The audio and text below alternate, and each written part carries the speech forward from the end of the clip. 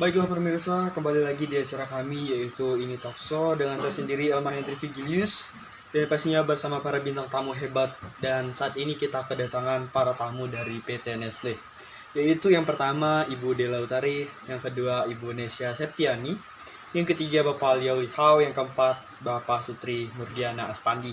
Oke teman-teman, adapun tema kita pada hari ini yaitu tentang hak dan kewajiban serta tanggung jawab sosial pada PT Nestle.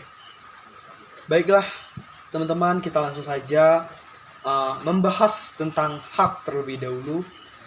Menurut Ibu Dela Utari, apa sih yang dimaksud dengan hak? Bisakah Ibu menguraikannya? Dan saya persilahkan waktunya untuk Ibu Dela. Baiklah Bapak Elma, saya akan menjelaskan tentang hak. Hak terdapat dua macam, yaitu hak konsumen dan hak pelaku usaha atau produsen. Hak konsumennya itu terdapat 9 macam hak konsumen.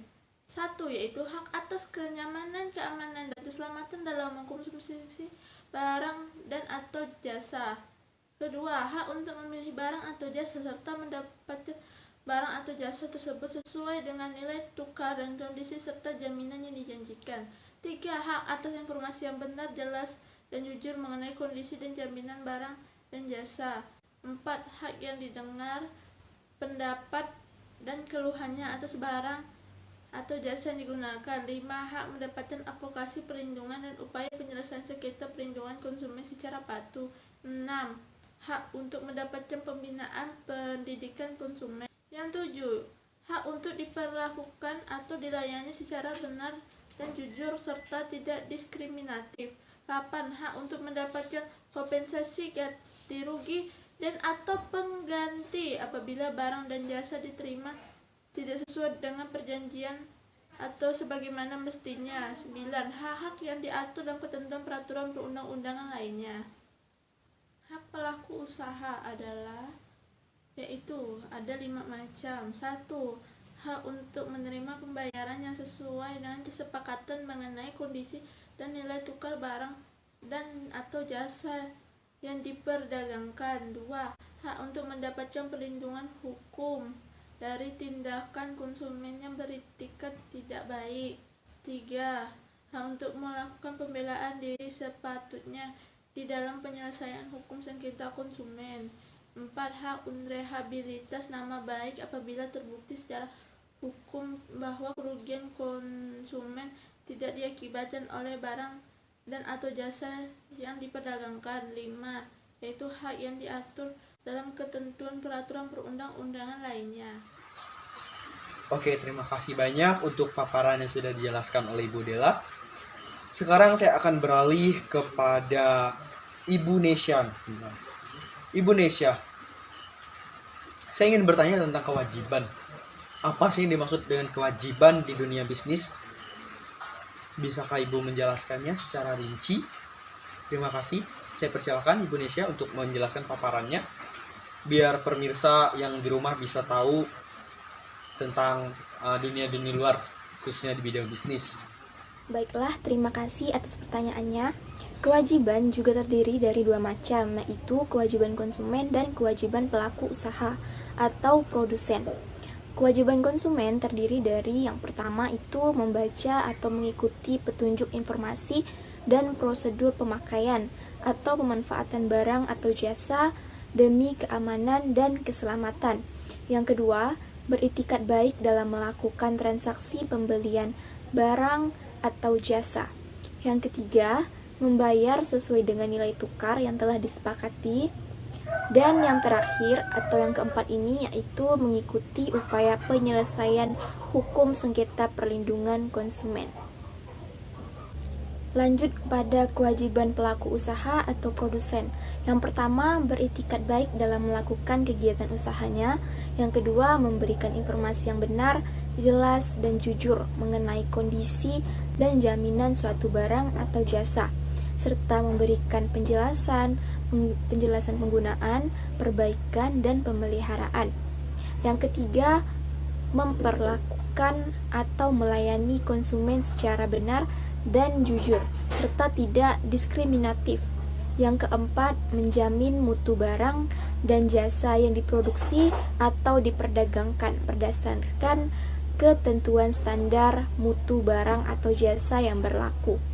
Yang kelima, memberikan kesempatan kepada konsumen untuk menguji atau mencoba barang atau jasa, serta memberikan jaminan atau garansi barang atau jasa yang diperdagangkan. Yang keenam, memberi kompensasi ganti rugi atau penggantian atas kerugian akibat penggunaan, pemakaian, dan pemanfaatan barang atau jasa yang diperdagangkan. Dan yang terakhir, yaitu memberi kompensasi ganti rugi atau penggantian apabila barang atau jasa yang diterima atau dimanfaatkan tidak sesuai dengan perjanjian. Mungkin itu saja yang dapat saya sampaikan. Sekian, terima kasih dari saya. Oke, terima kasih Bu Nesya untuk paparannya. Dan saya akan beralih lagi teman-teman untuk melanjutkan obrolan di ini talkshow kita pada hari ini. Saya beralih kepada Bapak Liao Lihao. Bapak Liao, pertanyaan saya cukup sederhana mengenai tanggung jawab sosial. Mungkin teman-teman di rumah juga sering mendengar tentang tanggung jawab sosial. Apa sih yang dimaksud dengan tanggung jawab sosial, Pak? Bisa Bapak jelaskan paparan singkat atau lebih mendalam atau mendasarinya? Saya persilakan, Pak. Baiklah, saya akan menjelaskan mengenai tanggung jawab sosial. Tanggung jawab sosial merupakan wujud kepedulian suatu entitas pada masyarakat dan lingkungan sekitarnya, di mana ia berada. Istilah lingkungan sekitar ini meliputi konsumen, supplier, karyawan, kreditor, lingkungan, komunitas, masyarakat, dan sebagainya.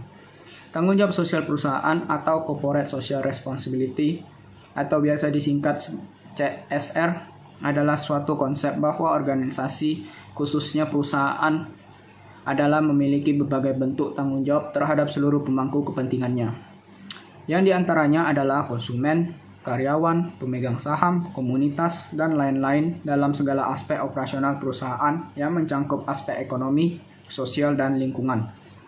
Memiliki program sosial kemasyarakatan sudah menjadi komitmen Nestlé sejak lama. Program sosial yang dikembangkan Nestlé sebagian besar adalah untuk kepentingan para petani melalui penyediaan bahan baku produksi ke petani, karyawan, konsumen, dan masyarakat sekitar. Sebagai perusahaan makanan terbesar di Indonesia, Nestlé berupaya tumbuh kembang bersama masyarakat. Karena itulah, hampir setiap tahunnya, Nestlé mencoba meringankan beban masyarakat dengan mengeluarkan anggaran pada tahun 2008. Ini saja sudah sebesar 27 miliar rupiah. Selain itu, kemitraan dengan peternak susu di Jawa Timur, termasuk program biogas, kemitraan dengan petani kopi di Lampung, program air bersih dan sanitasi dengan PMI Pusat, program penanaman hutan dan pemberdayaan masyarakat, yaitu Nestlé Green Initiative di Lampung, serta program-program kemasyarakatan lainnya yang rutin dilakukan di pabrik-pabrik Nestlé. Sekian dari saya dan terima kasih.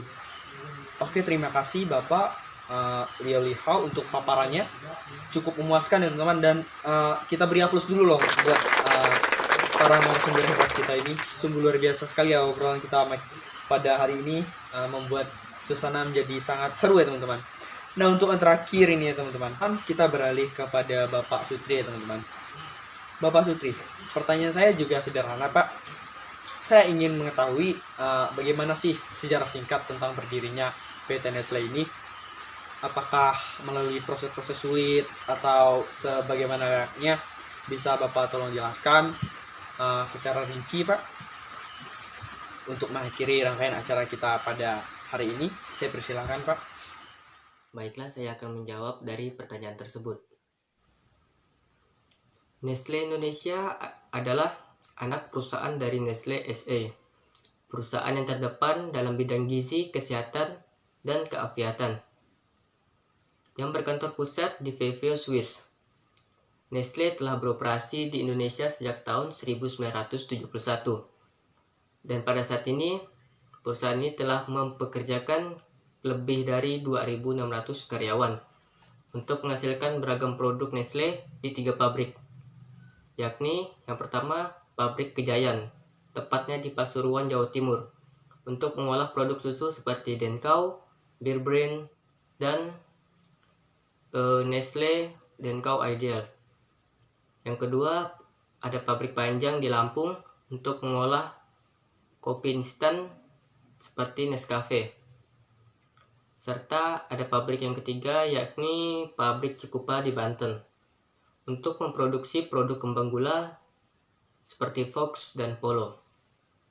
Saat ini sedang dibangun pabrik keempat di Karawang yang direncanakan akan beroperasi pada tahun 2013 untuk memproduksi Denkau, Milo, dan bubur bayi Nestle Cerelac. PT Nestle sendiri memiliki moto yakni Good Food, Good Life, yang menggambarkan komitmen perusahaan yang berkesinambungan untuk mengkombinasikan ilmu dan teknologi guna menyediakan produk-produk yang mampu memenuhi kebutuhan dasar manusia akan makanan dan minuman yang bergizi, serta aman untuk dikonsumsi dan lezat rasanya. Sekian dari saya, terima kasih. Oke, terima kasih kepada Bapak Sutri.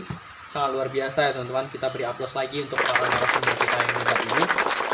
Dan mungkin kita sudah berada di penghujung acara ya pemirsa. Kepada jajaran dari PT Nestle yang sudah bersedia menjadi narasumber kita pada acara ini, talkshow ini, saya ucapkan terima kasih.